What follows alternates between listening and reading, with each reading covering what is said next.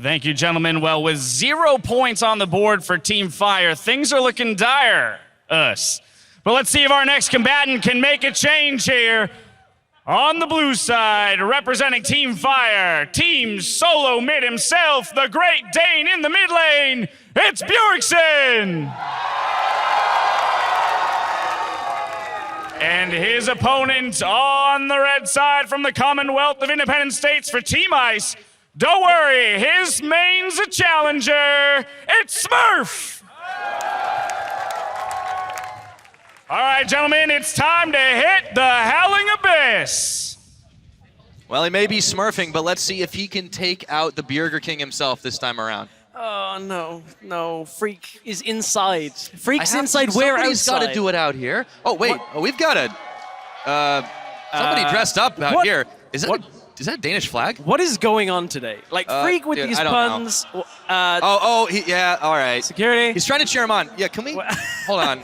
What? We're having some technical difficulties, guys. This is like. Oh, he's getting him amped up, though. All right. Okay.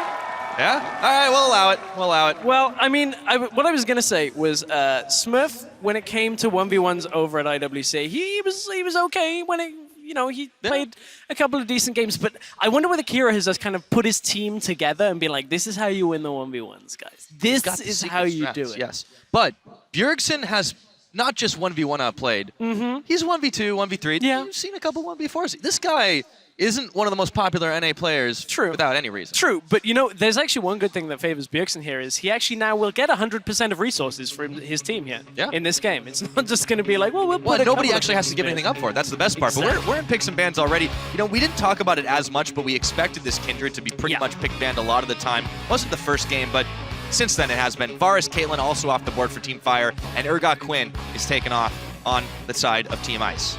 Lucian's still available if Not he wants anymore. it. Oh, so Smurf is not playing by the Kira rules here, so looking to set his own setup. So if that Dreven gets locked in, if that is locked in for Bjergsen, that was a pick that we saw BRTT pull out when he needed to. In his own words, I don't think I've ever seen Bjergsen really play Dreven. No, we haven't seen a lot of people play Dreven at the highest level, but if anyone's confident enough to do it, it is Bjergsen. He will lock it in. Maybe that's what he was getting whispered to earlier, but Smurf's going to be picking up Misfortune, and since she's been retooled, definitely a force to be reckoned with. Yes, double up damage is insane. I'm just going to put that out there. Double up damage. Well, and the thing is, Smurf's going to know where Bjergsen's going to go because he has to catch those axes if he wants to keep it winning. He does, but, Dreven has a lot of damage in the early game, so it's true. I wonder if Bjerg can kind of dodge around that cone of projectiles against Misfortune, where, double up can only go within the little bit. He's got a speed boost built in, too, when you think about it. He should be able to do it. I mean, this is a guy that's definitely been able to sidestep quite a lot. I think the fans are ready for this one. They need a Team Fire win on the board. So far in this 1v1 tournament, it's 2 to ice. We're going to be freezing out here if it's not going to change anytime soon.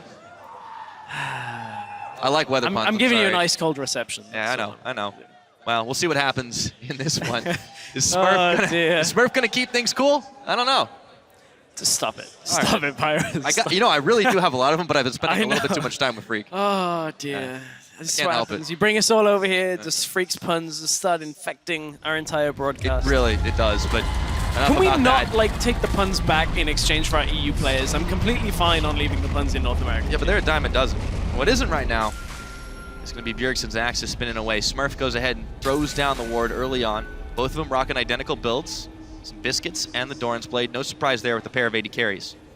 But I wonder if anybody's running Grasp of the Undying in this situation, or whether they're running the Fervor Mastery. This is 523 that we are playing on as well, so it hasn't been changed yet. It's a real crowd pleaser, Bjergsen is. Yeah, I mean, that's fair to say. I mean, Dreven is always a crowd pleaser, mainly because he actually imagines the crowd are chanting his name. So he always pleases a crowd, regardless of whether there even is one. Well, there's always somebody watching. That's definitely the case. Starting off, Bjergsen will be hitting up those minions as Smurf steps a little bit outside the range of the axes, but Bjergsen's going forward, gets one, does have Grasp of the Undying, and he gets a first take of it already. Both of you, actually. Yeah, makes a lot of sense. You can actually see Grasp of the Undying when it's active by the kind of blue, ghostly, wispy indicator. We'll talk about that in a minute. We still got the axes of spinning. Smurf's trying to heal back up. Bjergsen just keeps on taking the shots as he goes forward very low to start this game off. No summoners traded, both running Exhaust Ignite, but the CS lead is in favor of Bjergsen and that effective health lead as well. Bjergsen only just taken his potion, so Bjergsen has to be careful he doesn't take too much Stand minion aside. damage. Smurf's got to be careful right now, but he does take a lot of damage. Ignites on, exhaust. This is going to be over quick, and it's first blood. Bjergsen takes the win for Team Fire. And that was controlled and calculated from Bjergsen. Didn't even use his exhaust. Held onto it. He knew if he just holds that summoner, that is that game done. Yeah. Just continues to trade against Smurf, and Smurf drops very, very quickly. That was blink and you miss it on that 1v1. Total time 153, and after that last game, we really had a quick one there. So Smurf will drop down, and that of course means Bjergsen is going to be advancing to face off against Kira. So there will be no team killing this time around. There won't be, but I mean, Kira against Bjergsen. It's kind of like, well, I guess we were talking about Bjergsen, formerly Europe's best potential, one of their mid laners. Yeah. Now Kira, seemingly the IWCA region's best mid laner. Well, he took out TSM's old top laner. Let's see if he can do the same to their mid. I mean, we'll have to find out tomorrow, of course, but still, a very very convincing win on the board for Bjergsen. I was going to say, I'm wondering whether Kira can like all kill the North American team here. Because Meteos is in this bracket. He'd then have to go through double lifts coming from the other side. So the only way he could do that is if he meets him in the final. So. Which could happen. Yeah, and then always possible. Believe, Believe. Yeah, I believe. I'm trying to see what we can get from the bracket here and kind of figure out exactly what matchups. I'm looking forward to Bjergsen versus Kira, but I'm also looking forward to Prey and Huni. That is going to be a pretty sweet matchup. We've got some great ones coming forward, but it's already been really fantastic. Now, as Huni and Prey settle in on the stage for their next matchup, let's hear your thoughts on this clearing clash.